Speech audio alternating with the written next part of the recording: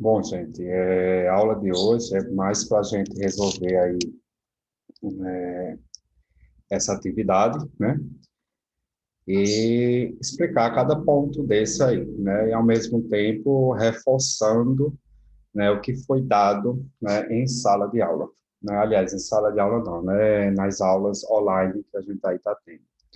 Eu só vou desativar meu vídeo, que fica melhor para poder fazer aí a explanação para vocês e não sobrecarregar o sistema, né? Então, a primeira questão, a gente tinha aí, né, se é correto afirmar que o gerente de uma empresa, né, com a responsabilidade de tomar decisões de investimento, usa um ponto de referência similar. Esse ponto de referência, né, a taxa de retorno desejada pela empresa é denominada custo de capital, né? Então, a gente sabe, né, que nós temos quatro alternativas aí, né? Que a letra B a gente tinha aí, que era em questão o custo de oportunidade, letra C, o custo de investimento e o custo de financiamento. Então, quando a gente fala em relação nessa parte da gerência de uma empresa, né, em relação a esta responsabilidade de sempre estar tomando as decisões, né, de investimento, ele usa, né, um ponto de referência similar, né, que esse ponto de referência similar em relação aí à sua taxa de retorno desejada, né, por qualquer empresa, é sempre denominado como custo de capital, né? Então a empresa deve ganhar uma taxa mínima de retorno, né, para cobrir aí, né, todo esse custo de geração de fundos, né, nessa questão de financiar esses investimentos, né? Ou seja, de outra forma, né, ninguém se interessará em comprar seus títulos, como ações preferenciais e ações ordinárias. Em relação à meta de um diretor financeiro, é obter a maior eficiência, como também a rentabilidade possível dos ativos, né?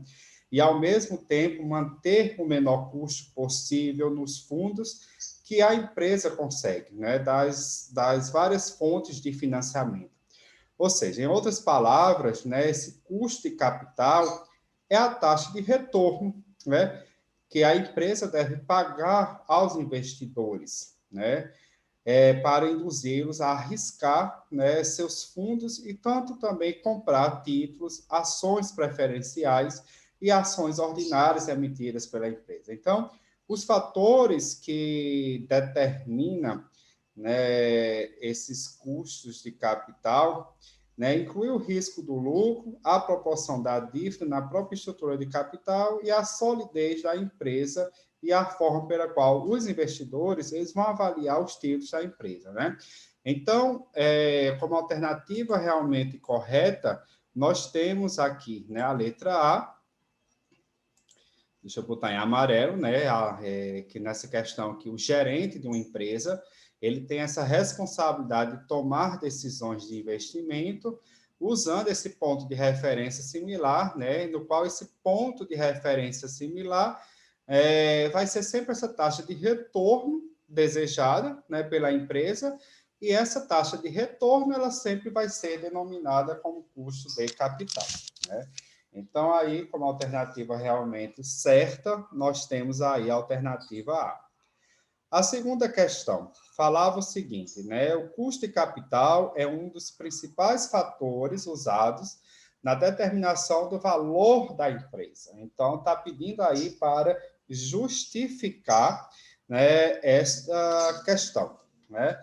Então, quando a gente fala, né, em relação a esses custos de capital, né, se é um dos fatores, aliás, esse custo de capital é um dos principais fatores, né, aliás, é um principal fator usado nessa questão de determinar, né, esse valor da empresa, né, no que a gente realmente tem também voltado aí a todo esse custo, né, de capital, né, e esses fatores que determinam aí, né, esses custos de capital, como eu já disse anteriormente, né, inclui o risco dos lucros, né, a proporção da dívida na estrutura de capital, aí vem aquela questão da solidez financeira da empresa, né, e a forma pela qual os próprios investidores eles vão avaliar os títulos da empresa. Então, na questão que, se os lucros esperados ou os fluxos de caixa forem voláteis, né, o endividamento, né, for alto e se esse endividamento realmente for alto e a empresa não tiver registros de solidez financeiras, né, os investidores comprarão seus títulos, né, apenas se altos retornos, né, forem pagos.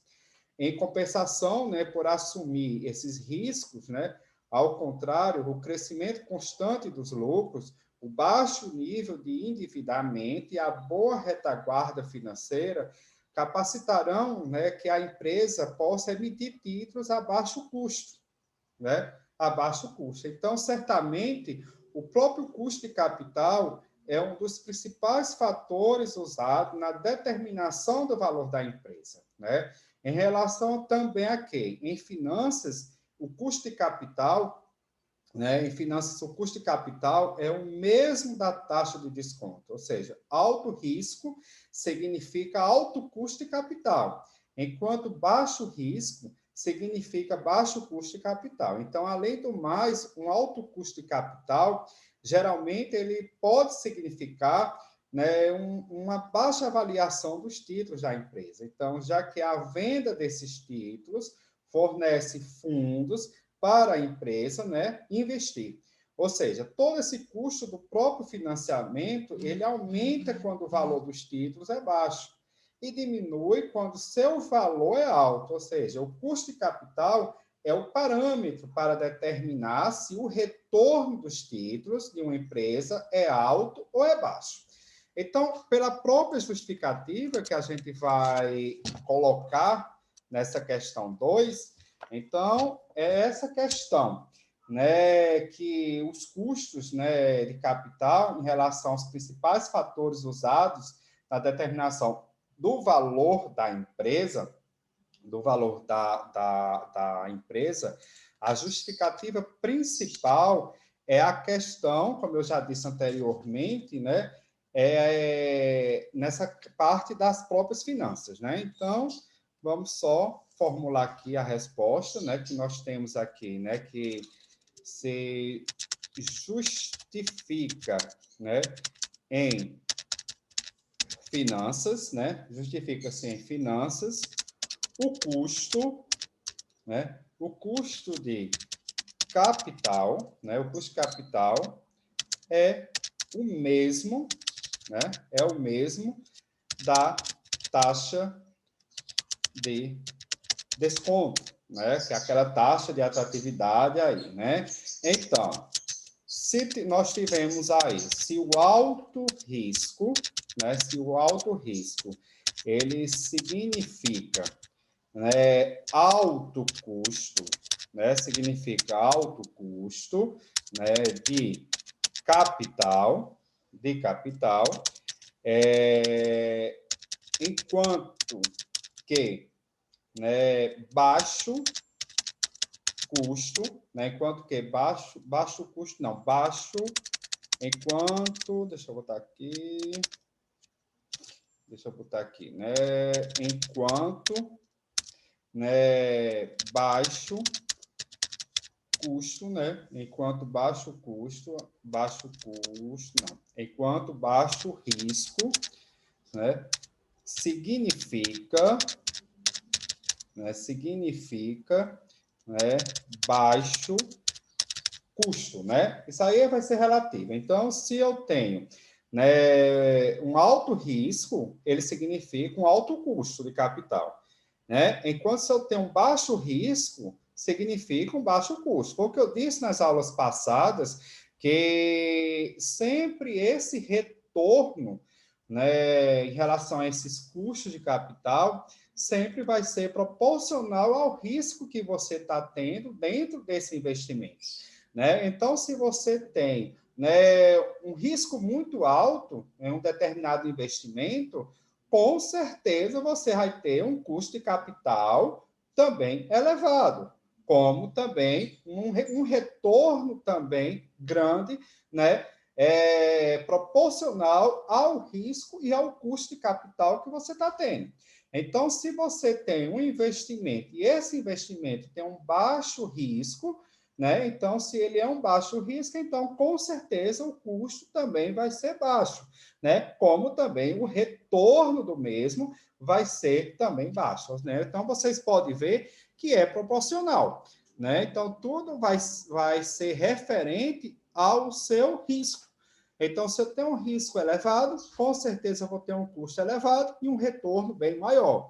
Se eu tenho um custo, se eu tenho um baixo risco, então, com certeza, eu vou ter realmente um baixo custo aí, né? Eu vou ter um baixo custo, né? Eu vou ter um baixo custo de capital, né? Um baixo custo de capital, né? Então, o que é que a gente tem aqui? Ainda que a gente pode botar ainda nessa questão. Então, além do mais, né? Além do mais, um alto custo, né? Há um alto custo de capital, né? Há um alto custo de capital, né? Que vai ser nessa questão da taxa, aliás, no custo de capital, né? Vamos estar aqui em relação à alta taxa de desconto, né? Que a gente vai ter aí nessa questão. Então, geralmente, né? Geralmente significa, né? Uma baixa avaliação, né? Uma baixa avaliação dos títulos, né? Dos títulos de capital. Dos títulos de capital, né? Que essa baixa, nós vamos ter aí a alta taxa de descontos também, né? Então, aliás, geralmente significa uma baixa avaliação dos títulos da empresa. Deixa eu só retificar aqui, né? Geralmente significa uma baixa avaliação dos títulos. Geralmente significa uma baixa avaliação dos títulos. Deixa eu botar aqui. Da empresa, né? Da empresa, né? Já que, né? Já que, né? A venda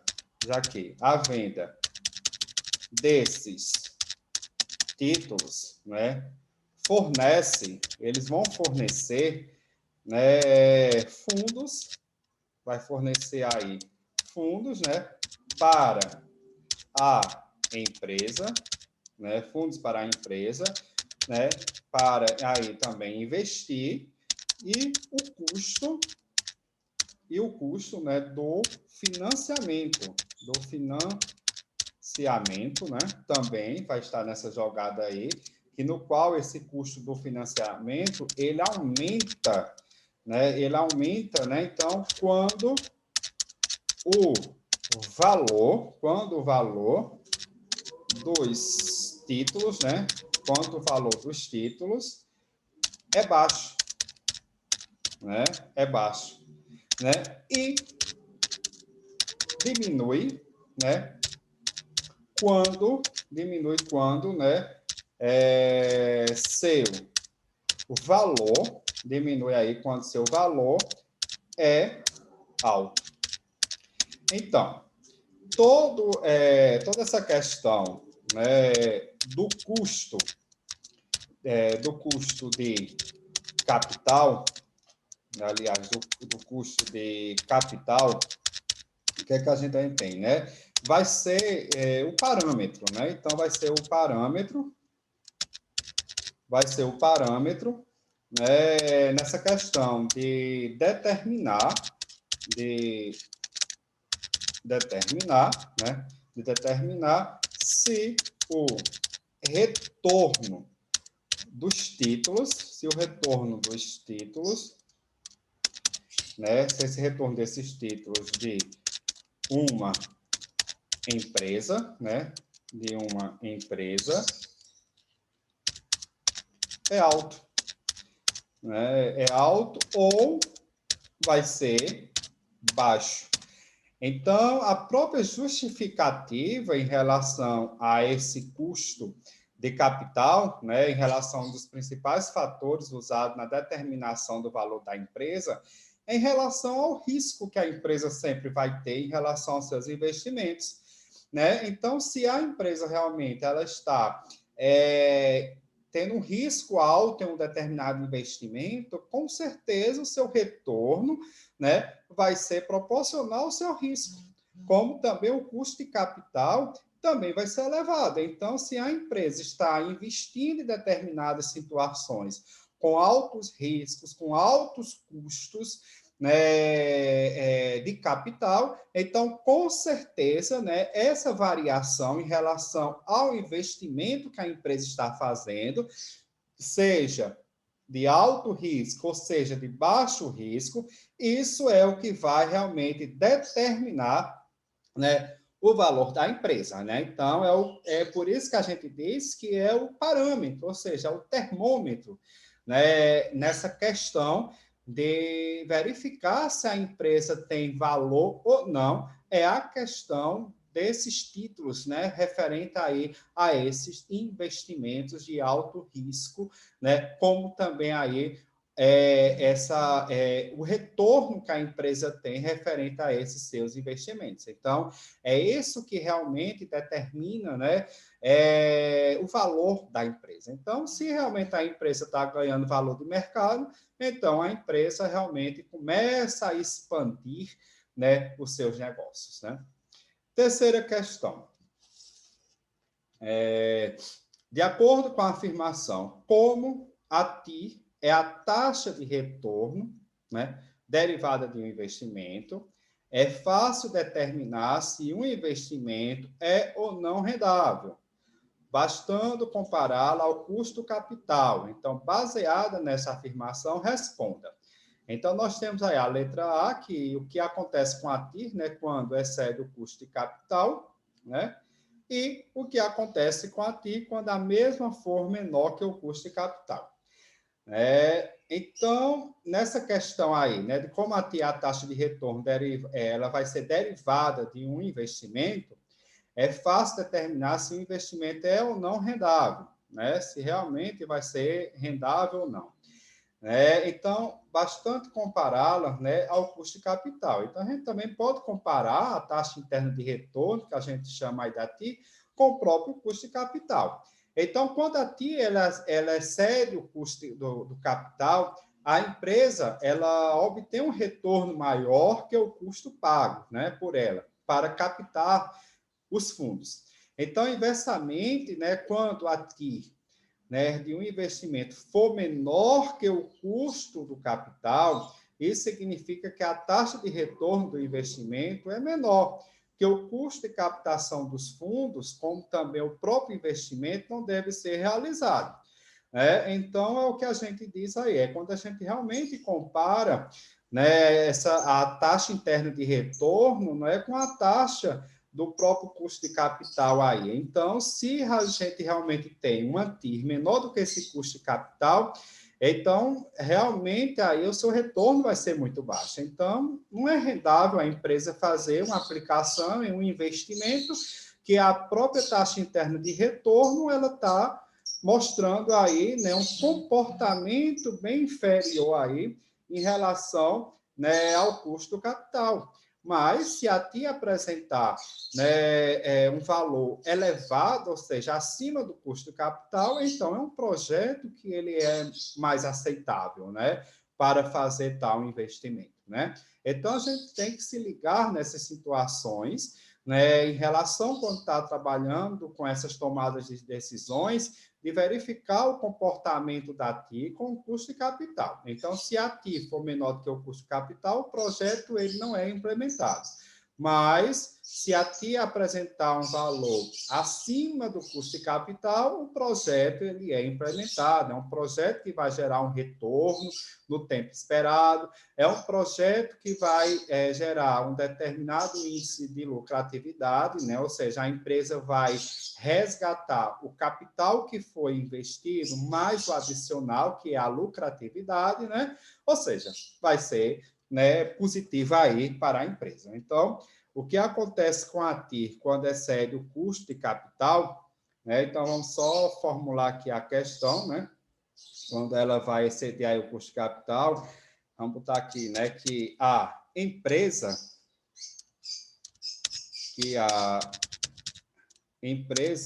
obtém, né, que a empresa obtém um retorno, que a empresa obtém um retorno maior que o custo, né, que o custo pago por ela para captar os fundos, né? Para captar os fundos. Enquanto que, quando a TIR do investimento for menor que o custo de capital, o que é que vai acontecer? Quando for menor aí do que o custo de capital, isso, vamos estar aqui, né? Que isso significa, né? Que a taxa de retorno do investimento, né, vai ser menor, né? Foi o que eu disse anteriormente, menor que o custo de capital, né? Vai ser menor do que o custo de capital ou a captação dos fundos, né? Ou a captação dos fundos, ou a captação dos fundos, né? E o próprio investimento não deve ser realizado. Foi o que eu disse anteriormente, né? Então, se essa taxa, se a TI for menor do que o custo de capital, né, o investimento ele não pode ser realizado. Então, é o que aí acontece, né? Então, o que acontece quando a TI excede o custo de capital, a empresa, né, quando a TI excede o custo de capital, a empresa obtém, deixa eu só ajeitar aqui, né? Obtém, né, que a empresa, deixa eu só tirar aqui,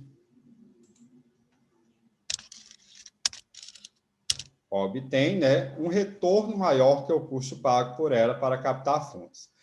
E quando a TI for menor que o custo de capital, né, significa que a taxa, deixa eu só ajeitar aqui, que a taxa de retorno do investimento é menor que o custo de capital, né, ou a própria captação dos fundos, o investimento não deve ser realizado, né? Então, em síntese, né, existe uma relação muito simples entre a taxa interna de retorno e o custo de capital, né? E o custo de capital. E a viabilidade de um projeto. Então, quando a TI é maior que o custo de capital, o projeto é rendável. E quando ela é menor que o custo de capital, o projeto não é rendável. Não vai ser rendável. Então, agora a gente vamos vir agora para a outra questão, né? O que é o custo de capital? Então, a gente sabe, né, o que a gente está vendo, né, desde o início aí em relação até essa questão do custo de capital. Então, as pessoas, elas devem decidir em que investir a renda, né, que poupam. Então, a meta, obviamente, é obter o maior retorno possível. Então, para determinar quais ativos são rendáveis e quais não são, os investidores precisa de um ponto de referência. Então, esse ponto de referência é reconhecido como a taxa requerida de retorno. Né? Toda essa taxa requerida desse retorno que está dentro dessa própria definição em relação ao próprio custo de capital.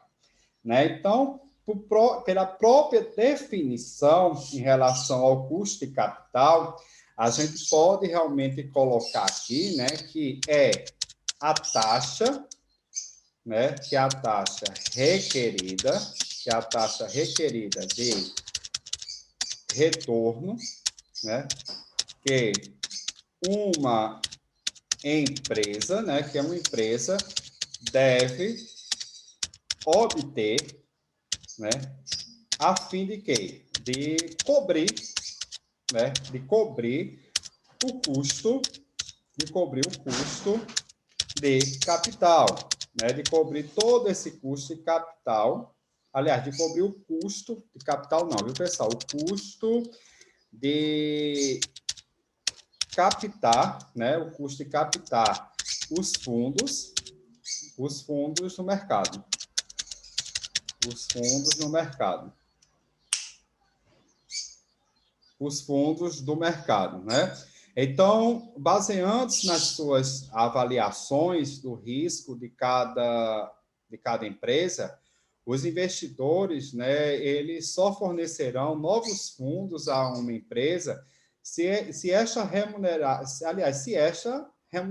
né, pela taxa requerida de retorno. Então, compensando-os pelo risco de investir em suas ações e títulos, sendo o custo de capital a taxa requerida de retorno, né, que a própria empresa deve pagar para captar fundos, ela passa, né, ela passa a ser um parâmetro, né, para medir toda essa rentabilidade de diferentes investimentos.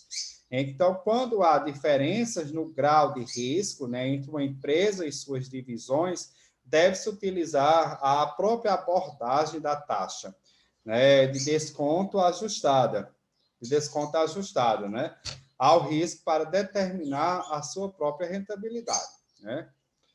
Então, a quarta questão pediu o quê? O que é o custo de capital, né? E a taxa e o custo de capital. Então, como eu já botei aqui, né, que é a taxa requerida, né, que vai ser toda essa taxa requerida de retorno, deixa eu só ajeitar aqui, de retorno, né, que a empresa deve obter a fim de cobrir o custo de captar fundos no mercado. Então, uma forma bem resumida aí da gente conceituar esse custo de capital. A quinta questão falava aí em relação aos fundos disponíveis de uma empresa, né? Origina-se tanto de fontes internas como de externas.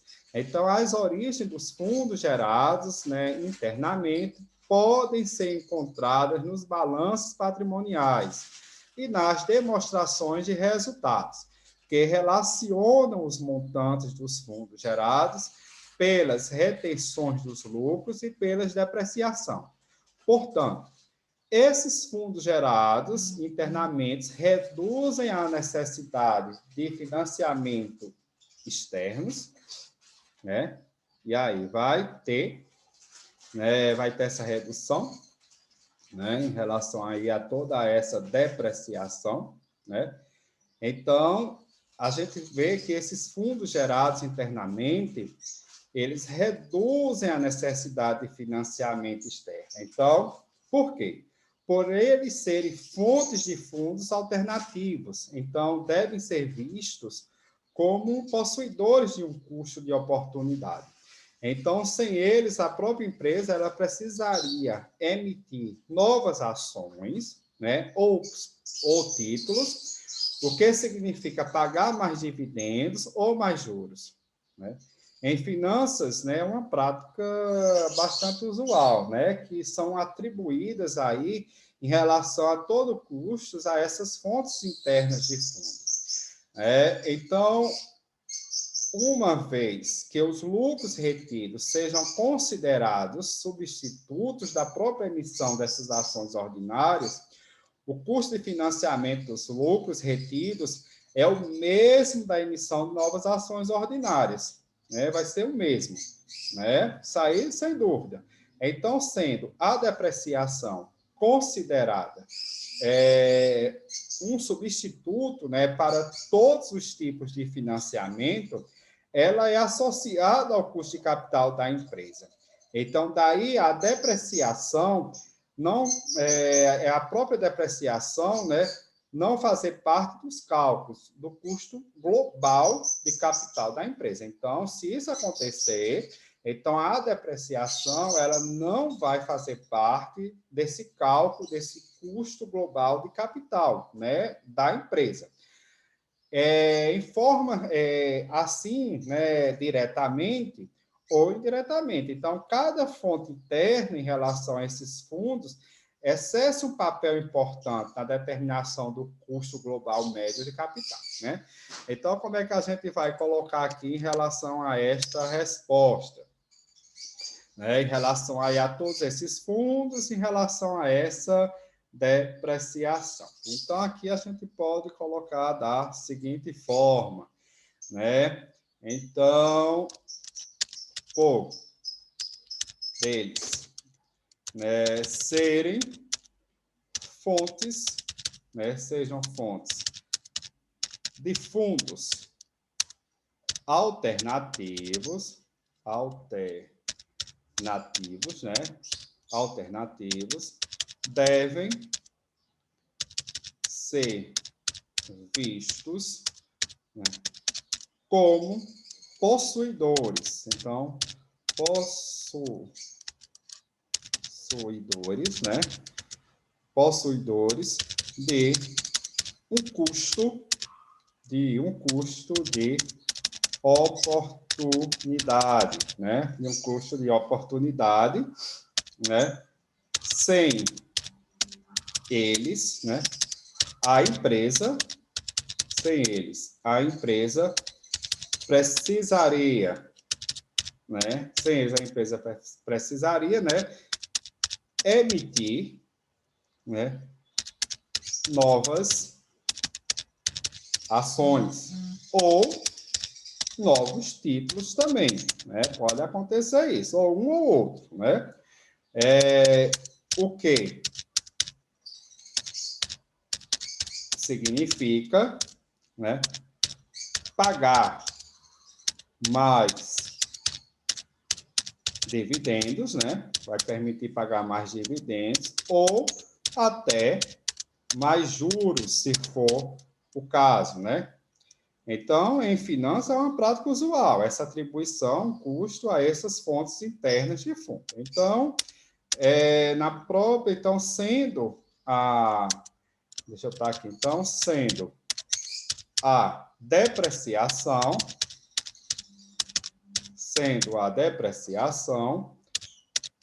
considerada, né? Considerada um substituto, né? Um substituto para todos os tipos de financiamento, né? Uma substituição a todos esses tipos de financiamentos, né? Ela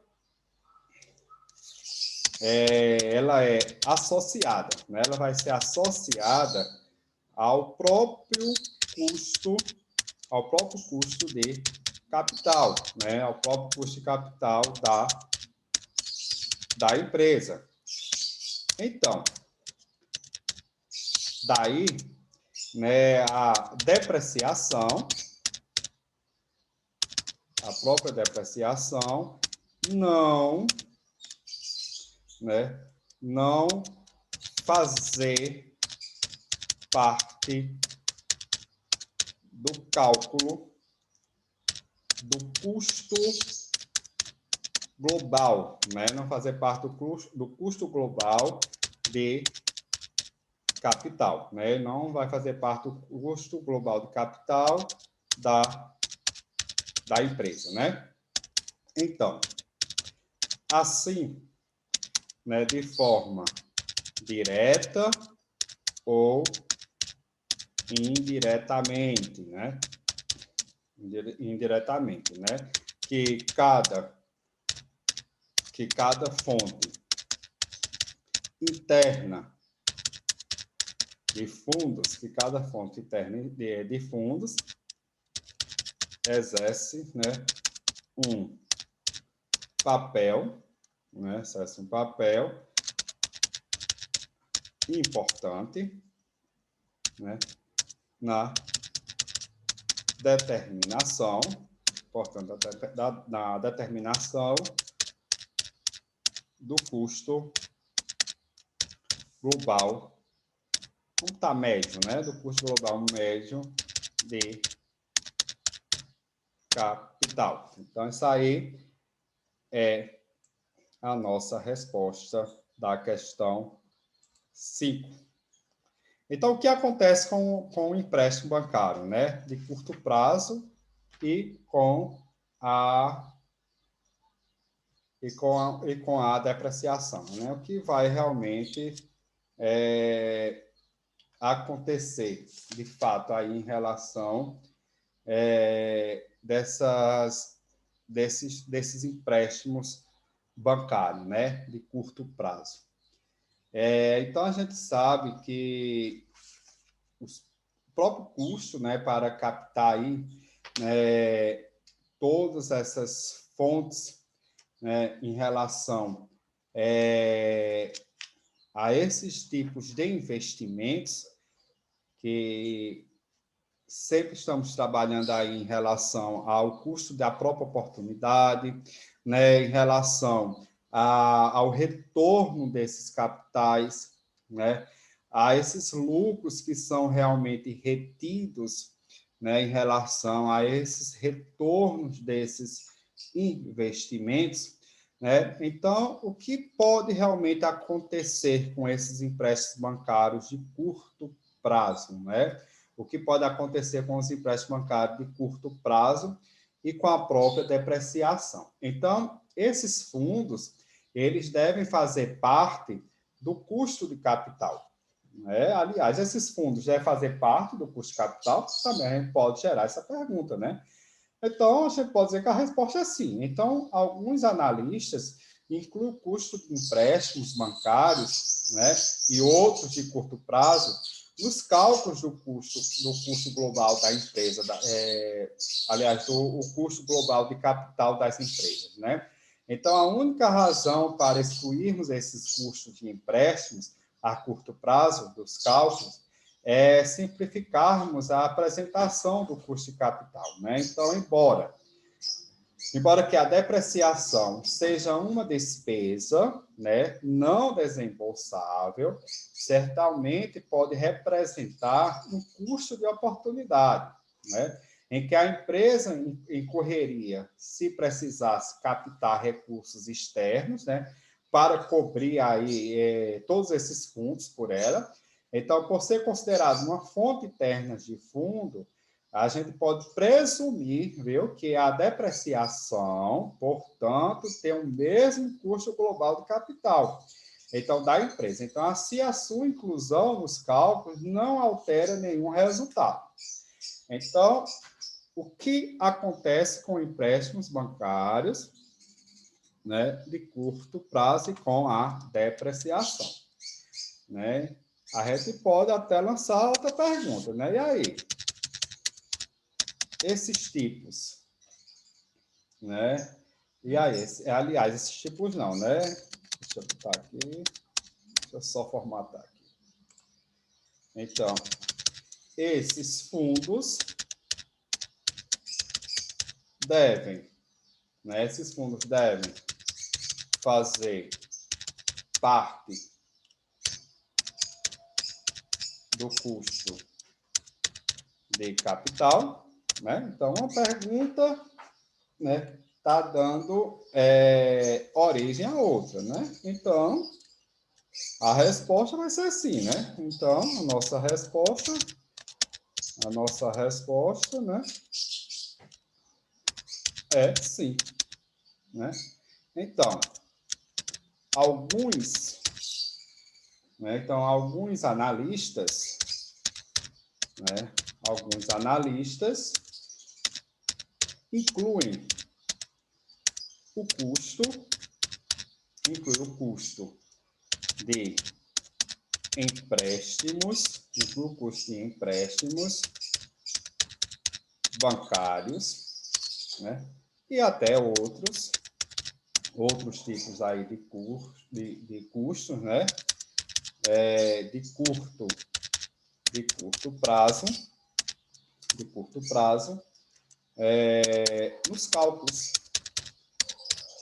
nos cálculos, né?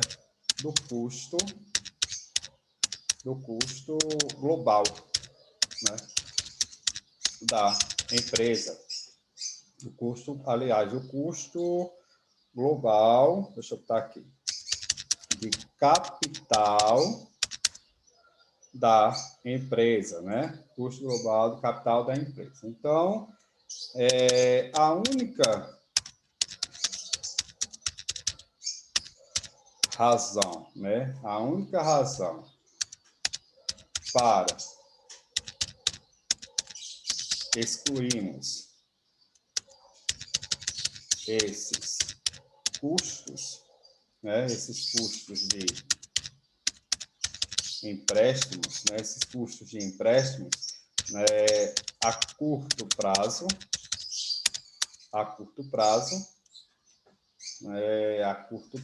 em relação aí aos cálculos, né? Em relação aos cálculos, basicamente aí simplificar, né? Simplificarmos a apresentação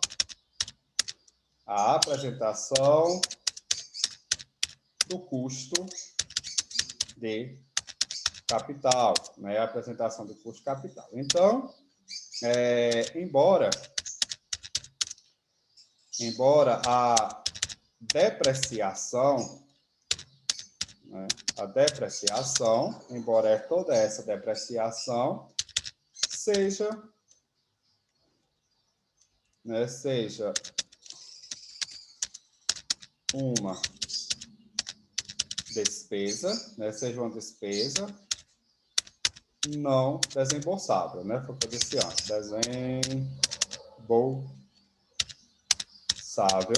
desembolsável. Então, certamente, representa, né? Certamente aí vai representar um custo de oportunidade, né? Um custo de oportunidade, né? Em que é que vai ser esse custo de oportunidade, né? Em que a empresa incorreria, né? Que a empresa incorreria, né? Se precisasse captar, né? Precisasse captar recursos externos, vamos colocar assim, recursos externos, né? Para cobrir todos esses fundos. Então, para cobrir todos os fundos gerados, todos esses fundos gerados por ela, né? Então, por ser considerado uma fonte interna de fundos, então a gente pode presumir, né, que a depreciação, portanto, tem o mesmo custo global, né, do capital da empresa. Então, assim, sua inclusão nos cálculos não vai ter nenhuma alteração, né? Não tem nenhuma alteração. Então, aí nós temos a nossa resposta da questão 6. Então, o custo de emissão, né? Então, aí, o custo de emissão dos títulos é determinado pelos investidores no mercado, os quais avaliam os riscos envolvidos, verificam a saúde financeira da empresa, revêem seus índices de solvência e avaliam as chances de a empresa não cumprir os pagamentos de suas dívidas, sim ou não, justifiquem. né? Então, e esses custos dessas emissões estabelecidas? Como é que a gente vai realmente rever essa situação? Então, os custos da emissão dos títulos, é determinado pelos investidores no mercado, né? O custo da emissão dos títulos é determinado pelos investidores no mercado. Então, os quais eles sempre vão avaliar esses riscos envolvidos, como também eles vão verificar, né, a saúde financeira aí da empresa, vai rever esses seus índices, como eu coloquei aí, né? Também tem essa revisão desses índices em relação aí à solvência, né? E avaliar a chance de a empresa não cumprir os pagamentos de suas dívidas. Então, o que a gente pode realmente aí? Eles vão rever realmente esses índices de solvência, né? As chances de a empresa não cumprir, né? Não cumprir os pagamentos de suas dívidas, né? Então, é um caso que a gente realmente considerado aí verídico, né? Sim, né? E a própria justificativa é que o custo também pode variar, dependendo das taxas de juros do mercado estarem altas ou baixas. Então, quando as taxas de mercado estão elevadas, o custo de emissão de títulos é maior do que quando tais taxas, né, estão baixas. Então, além do mais, maiores períodos de maturidade normalmente aumentam o custo de emissão, né, em parte devido ao risco de inadimplência, aumenta com o prazo, e em parte devido aos investidores preferirem datas de vencimentos, né, mais próximas das datas de vencimentos mais distantes. Então, outras palavras, um prêmio deve ser pago para vencer a relutância dos investidores, né, em comprometer aí seus recursos por longos períodos de tempo, né? Então, todos esses custos dessa emissão de títulos, né, parcialmente estabelecidas, né, por agências de classificação de risco, né, tais como serviços de ratings, né, das Standards and Poor's, Edmond, que são as maiores nesse campo. Então, essas agências avaliam a posição financeira atual de uma companhia, né, assim como sua situação passada, indicam também a qualidade de seus títulos, atribuindo-lhe um ranking, né? Então, esses rankings fornecem medidas para comparar o risco relativo de diferentes títulos de renda fixas, né? Os dois serviços citados acima normalmente coincidem, porém, nem sempre a respeito dos índices de qualidade de um determinado título. Então, uma outra forma para descobrir quanto custará um título, né, que vai ser até a própria questão 8, né, que vai custar esse título aí, né, custará um título para uma empresa, ela é examinar os títulos de companhia, né, com as mesmas características de estrutura financeira, né, de uma estrutura financeira e de risco. Né? Então, os rendimentos obtidos pelos títulos a longo prazo podem ser encontrados em quase todos os jornais. Então, se os títulos de companhias semelhantes rendem 12% e a empresa deseja emitir seus títulos a 12% ou mais, os investidores provavelmente comprarão esses títulos. Entretanto, se essa oferta para pagar uma taxa de cupom de 10%, então, quando os compradores de títulos podem obter 12%, né, por um mesmo tipo de investimento, não teria muito sucesso, né? Então, vamos lá para a questão 7, fazer essa justificação aqui, em relação a esses custos dessa emissão aí, né, e desses pagamentos de suas dívidas. Então, o que é que a gente vai ter aqui? Né, em relação aí, né, que o custo, só voltar para cá, que o custo também, né, que o custo também pode variar, né, dependendo das taxas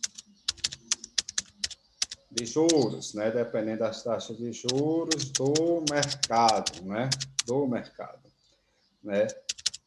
estarem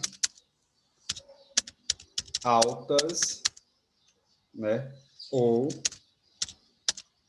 baixas, né, estarem altas ou baixas. Então, quando quando as taxas de mercado estão elevadas, né? Estão elevadas, o custo de emissão de títulos é maior do que quando, né? É maior do que quando tais taxas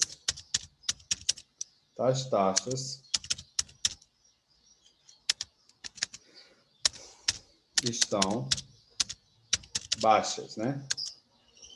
Estão baixas. Né? Então, além do mais, maiores períodos de maturidade normalmente aumenta o custo dessa emissão, em parte devido ao risco da própria inadimplência, né? Que aumenta com o prazo, e em parte devido aos investidores preferirem datas de vencimentos mais próximas a datas de vencimento mais distantes. Então, em outras palavras, um prêmio deve ser pago para vencer a relutância dos investidores, né? Dos investidores em comprometer seus recursos ao longo período de tempo, né? Então, é a nossa justificativa, também o que eu acabei de explicar também, né, recai também nessa justificativa. Então, é correto afirmar que descobrir, né, quanto custará um título para uma empresa, examinar os títulos de companhias com as mesmas características de estruturas financeiras e de risco, né, e de riscos, né? O que a gente vai ter aí? Que o custo da emissão de títulos é parcialmente estabelecido, né? Que de descobrir realmente quanto vai custar, né? Então, de outra forma, aí, para descobrir quanto custará um título para uma empresa, é examinar os títulos de companhia com a mesma característica de estrutura financeira e de risco? Sim. Né? Então, aqui nós vamos ter sim, né?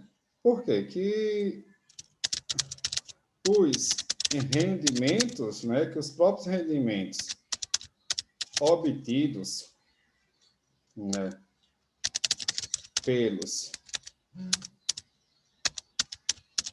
títulos, né, obtidos aí pelos títulos, tanto a longo prazo, né,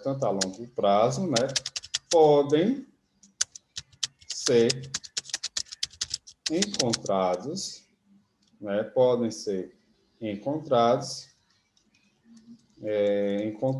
né, em quase todos os jornais, né? Todos os, vamos estar aqui,